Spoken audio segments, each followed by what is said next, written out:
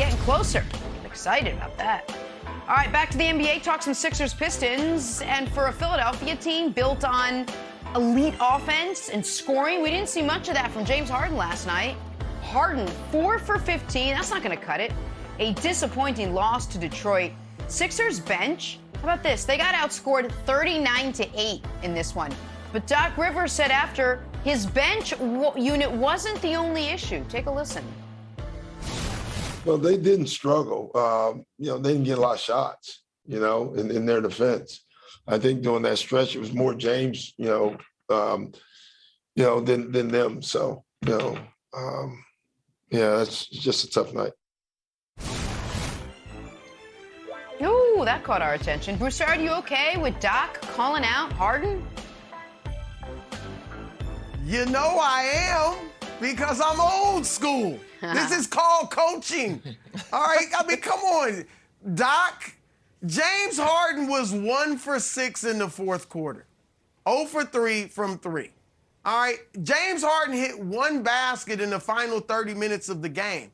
And Doc has watched James Harden, and I've been a Harden fan, but Doc has watched James Harden dribble, pound, and the ball movement has stopped. And everybody's watching James Harden. And if you know, that's why Doc said, well, they didn't get many shots. Because it's kind of becoming all Harden one-on-one, all Embiid one-on-one, to a large degree. Obviously, they're still running some two-man game and stuff like that. But that is what Doc's talking about. And James Harden, I know a lot of people will look at this and say, oh, how could Doc do it again? That's what destroyed the relationship with Ben Simmons. Doc calling him out. But here's the thing. What is James Harden going to do? Really? Like, is he going to quit, pout, and sulk and quit on a third straight team? A second straight contender? He can't. If he were to do that, it would destroy his reputation. All right? James Harden also wants, as you know, Nick, he wants the huge contract extension, right? The 4 years, $220-something million that he'll probably want to sign at the end of this year. And so he's got to take this in stride, look in the mirror and say, you know what? I haven't been delivering. I'm a better player than this. Let me get back to playing James Harden basketball. Because, look, the last 6 games, he has been horrible in the fourth quarter. He's looking like the Harden that wasn't playing up to his ability with the Nets. Look at this. Last 6 games, 4 for 19. That's horrible. He's a superstar. And so I have no problem, Nick, with what Doc said. I hope Harden takes it the right way, because the way he's playing right now, this team is not going anywhere in the playoffs. And if they don't go anywhere in the playoffs, then I don't think Doc Rivers is going to be the coach next year. And I think Doc probably knows that, and so he might be feeling it a bit. This was a terrible loss for Philly. Agreed. I've got to keep the same energy that I had for Brooklyn almost losing to the Pistons, to Philly actually losing to the Pistons, and doing so in horrific fashion. I mean, what was it, 29-15 in the fourth quarter? Another blown fourth quarter lead for the Philadelphia 76ers. So all that's awful, and I think Doc is feeling it. With that said, Wilds, tell me if you think I'm reaching here. I don't think Doc was saying the struggles were more James Harden.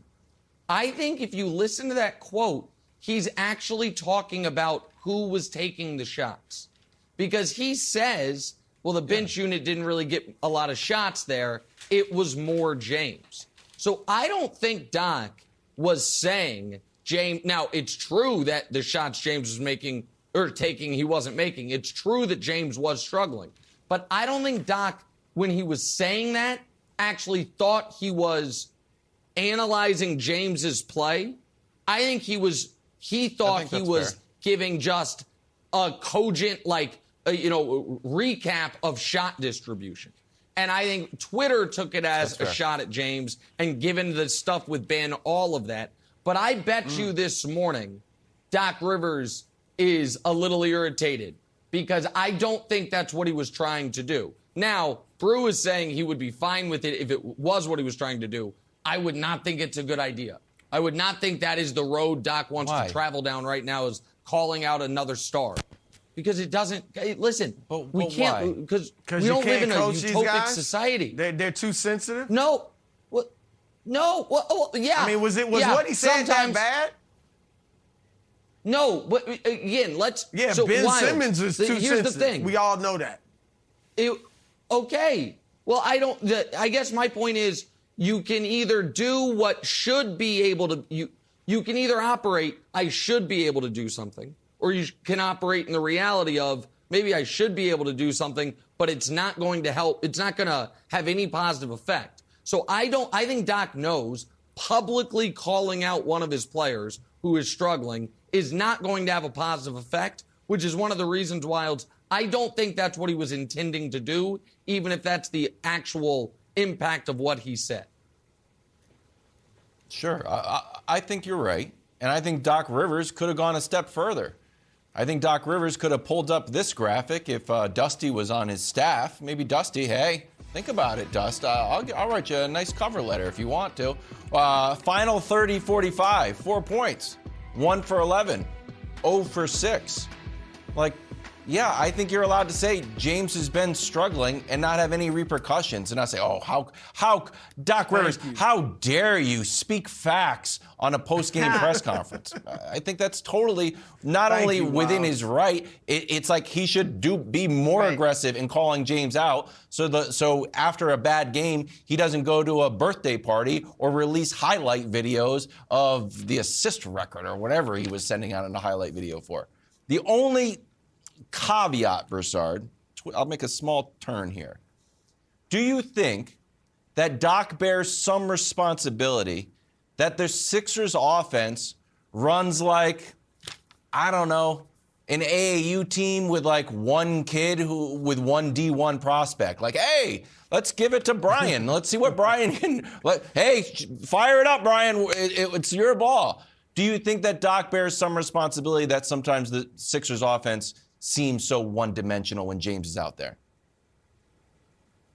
Absolutely. I mean, Doc's coaching the team. There is no doubt about it. He's got to emphasize the importance of ball movement. Harden's got to be dribbling and with a purpose, not just pounding the ball, showing off his handle. All right, and when he first got there, he was doing that, and Embiid obviously was thriving. Embiid's still putting up numbers, but a lot of it's ISO, one-on-one. You do your thing, I do my thing. Yep. And Doc's got to keep emphasizing ball because they also got, I mean, we know Maxey can score. We know Tobias Harris can score. They've got other good players. So, yeah, a lot of that's on Doc. And I'll say this, Nick. I get where you're coming from, Nick, because you're right. A lot of these guys are sensitive. But if you can't take that, it wasn't like Doc was pounding on the table. James Harden's got to be better. This is ridiculous. It was none of that. He simply mentioned a fact, as Wild said. If James Harden or any other NBA player for that matter cannot take that, you're not winning a championship. You don't have the fortitude. I get you that. You don't have the courage. You don't have the heart to win a championship if your coach can't say what Doc Rivers just said. I'm sorry. I mean, Doc wasn't harsh. I understand that. I just think there is a difference between public and private criticism. And I think everybody agrees to some degree. I think that there is an argument to be made that in the film session, you should have the right to go as hard at anybody as you want as the head coach of the team. But publicly, I know Wilds has killed him for it all week, do the Frank Vogel. He's the MVP. He's the best. He's the, you know what I mean? Publicly, always support. Privately, and then so I just think there's an argument for that. That's all I'm saying. I know we have more on this later. I just think there's an argument that public versus private is a big difference there. Sometimes there's more accountability. Again, if Doc had ripped him, both of you guys are saying. Fine. But he didn't rip him. He didn't rip him. He pointed out a fact gently, to be honest. A tough stretch for Harden, though. All right, we'll see what he does. Sixers hosting the Hornets tomorrow, a little Saturday matinee. We are back talking tweets. The wonderful world of tweets. Why was KD in Nick's mentions after the game last night? Nick, you started it. No, you started it.